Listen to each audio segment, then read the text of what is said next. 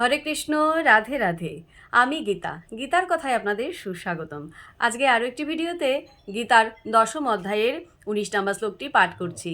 আপনারাও কিন্তু আমার সঙ্গে অবশ্যই পাঠ করবেন। ওং নমো ভগবতে বাসুদেবায়, ওং নমো ভগবতে বাসুদেবায়, ওং নমো ভগবতে বাসুদেবায়।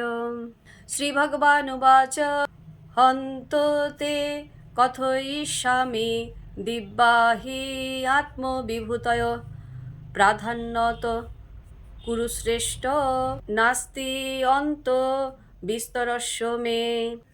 অনুবাদ। পরমেশ্বর ভগবান বললেন, হে অর্জুন, আমার দিব্য প্রধান প্রধান বিভূতিসমূহ তোমাকে বলবো, কিন্তু আমার বিভূতিসমূহের অন্ত নেই।